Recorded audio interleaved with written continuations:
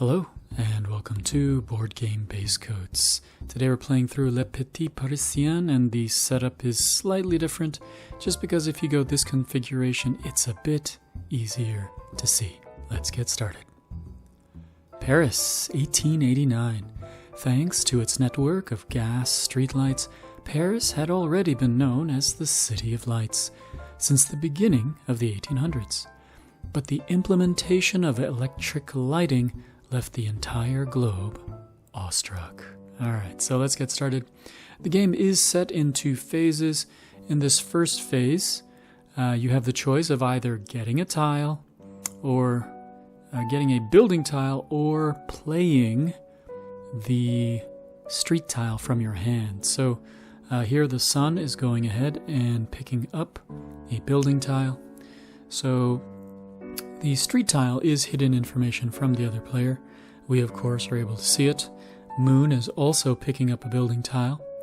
So this is one of the things about the game. So you can either play this street tile or pick up the building tiles. The few times I've played the game, I haven't had anyone really playing the street tiles when there are building tiles to grab. Because it's really important that you have at least, I think in the rulebook, you have to have at least 3 or 4. So just getting that out of the way seems kind of important.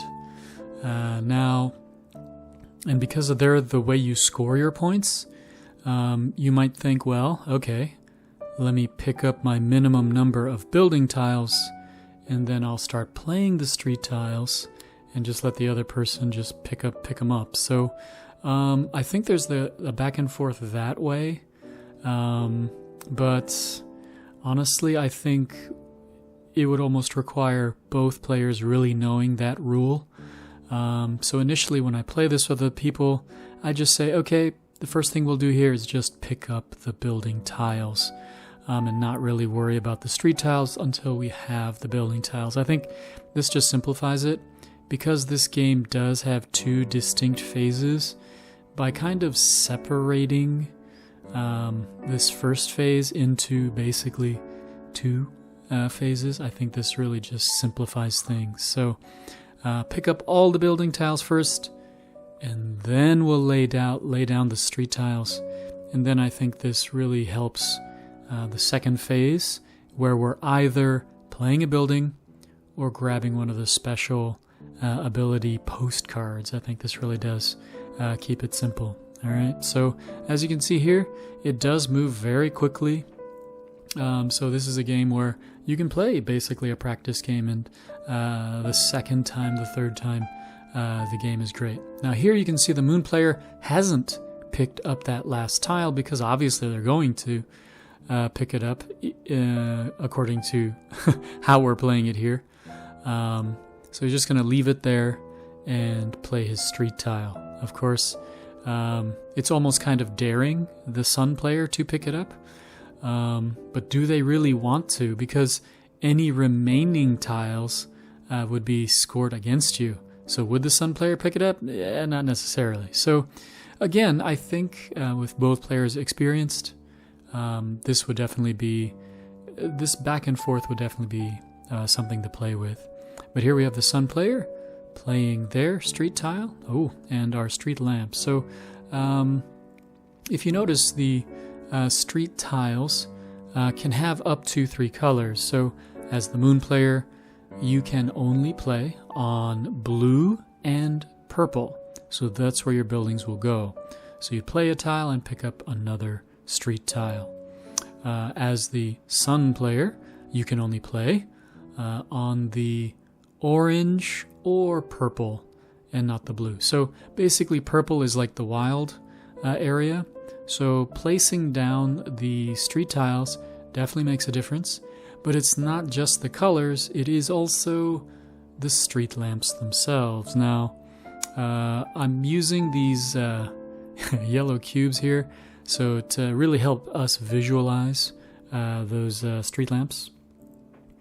Now, one thing that I didn't really confirm in the rulebook is whether or not you actually can play over the street lamps. I think if you treat the street lamps like another purple, then that would give you some flexibility in a way to cut off your opponent.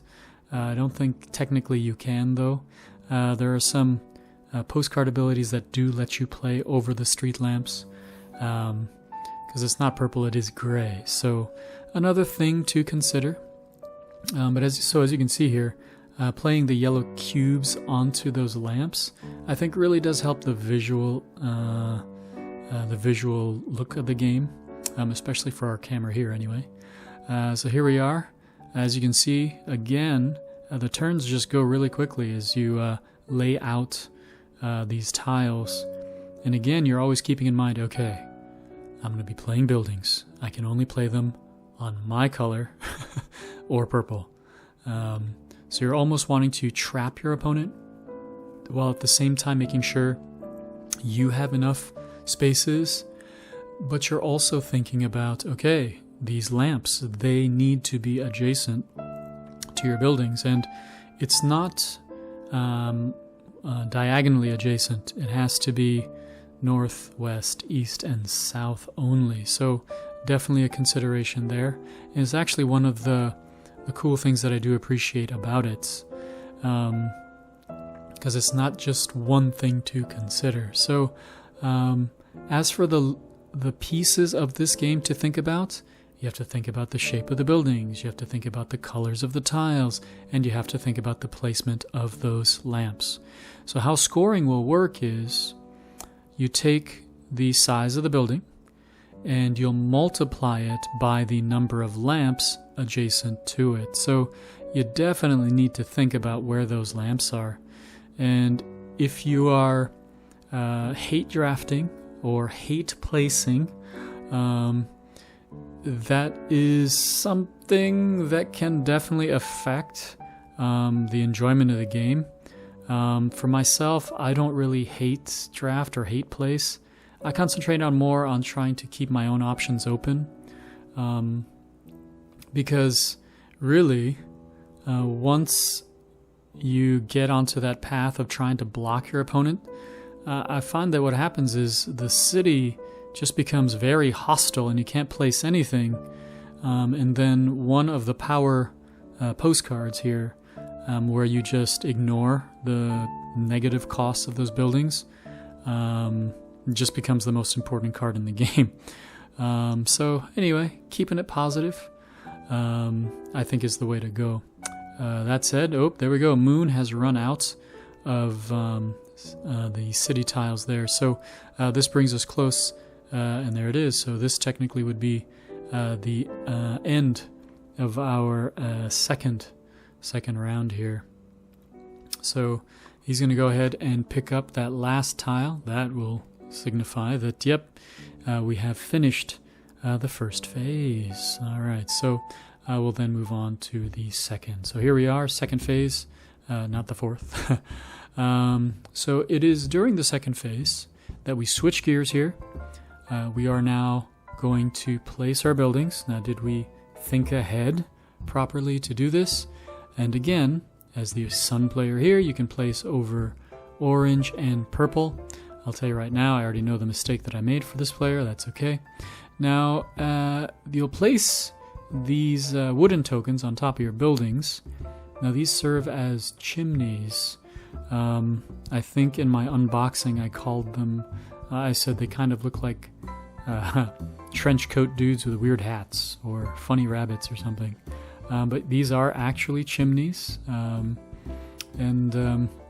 So you place your buildings here, and then you'll place your chimney on top of it. And of course, you know, we play this pretty free and loose. Nah, I'm changing my mind. I don't want to play that. As long as it's your turn, it's not a big deal. Well, maybe I'll place this one. Yeah. And I figure, you know, as soon as we place the chimney, then there we go. The move is locked. All right. So I'll move back to our Moon player. So Moon definitely kept their options open as far as where to stick these square buildings. But because of that last placement, they kind of messed themselves up. And you can't flip the buildings, of course, play them upside down or whatever. So he's going to go ahead and grab an ability here. And yeah, I don't know French, guys. So Each of these cards has an ability. You'd flip it over once it's done and place your token on top of it to show that it's yours. Now, I will let you know that some of the cards will allow all players to score. Some cards only allow one player to score. But just to keep it simple, I just say it allows everyone to score. And to be honest, I think it allows for strategic play of all players. So anything that does that, I think is better. Anyway, you can see here, or Sun has realized, oop, they placed something badly, so they couldn't play that huge piece, which is too bad. So they're going to have to deal with that. All right. So he's going to go ahead and place the zigzag there. Get a chimney on it. Our moon player is going to stick with the abilities. So again, you're placing abilities, placing buildings or getting abilities. Okay, so here's what I'm talking about. So this one right here technically is only for the player that places it, but I keep it simple. So any player that builds a building next to this fountain would get the 3 points. And I find that's better because then it's something that everyone can work for. So here the blue pair is thinking, oh yeah, I got this. It's only me. But maybe our Sun player will surprise us and get to it. So they're going to go ahead and place their little zigzag building here. Good that they had that space. Place their chimney. We'll go back to our moon player. Moon is sticking with the powers here. And is going to grab this painter. And it's 2 points for adjacent streetlights. And according to the rules, there are a bunch of places where you can't place it, and I just keep it simple. If it's adjacent to streetlights, you get the points. Now, for most of these special cards, when you place them, you have to place them on your color, so it kind of limits you. So here's what I was talking about. So orange is picking up this one. So this is basically a one building tile, and it'll allow him to place it adjacent to his building, making them bigger. So they'll potentially score more if they multiply. And see where he's placing it. He's placing it so that his building is adjacent to the fountain. And you know, I like that. So now he can get 3 points because he has a building adjacent to it. And yeah, he put a chimney on it. Technically, you don't need to do that. But I do just because, may as well. So here we are. We're going to place our buildings. Hopefully we left room enough to fit. Now what I find is, because both players can place on purple, purple being wild, I kind of want to place my buildings and make sure I get all those purples. So Sun here. Oh, by the way, you see there's stamps on some of these cards. Those are bonus points, by the way. So you can see here Sun picked up this tile. Purple probably could have picked it up earlier. This tile is so swingy. Basically, any unplaced tiles, unlimited number, will not count negatively against you. And that is huge, just huge. Anyway, as I was saying, you find that in the early game, you're going to place your buildings so that they cover, of course, your color, but more importantly, they're covering the purple. Because your opponent basically cannot play on to your color, there's no reason to rush and place your building. So really, you're going to grab these power cards. Ooh, the Thinker. This is one of those cards where the surrounding buildings will score bonus points as long as the space in front of it is clear. And again, it's one of those cards that everyone would score off it, and that really is just my inspiration to just say blanket. If it scores any kind of building, then or some surround, it's not just yours, it's everybody's. Anyway, here's a street lamp, and this is basically a multiplier, which is just great. So blue is going to go ahead and place this and hopefully just get the benefit for themselves, so that they can get that multiplier. So actually, because of the way it worked out, and two tiles that can't be placed. So actually Sun right here is going to take 2 turns in a row because Moon is basically done. Yeah, so Sun is going to go ahead and place that final building and go ahead and use their final token to use this final ability, which is to extend the lamplight. So it's not just north, east, west, and south. It'll extend even beyond that and even grab some diagonals there. So it is a super light. Yes, okay. I guess I could stick 2 cubes on that one. But anyway, now that tile will score. So let's go ahead and check out our points here. 5 times 1. Okay, so 5 points. 4 times 2 is 8. Okay, 3 times 2 is 6.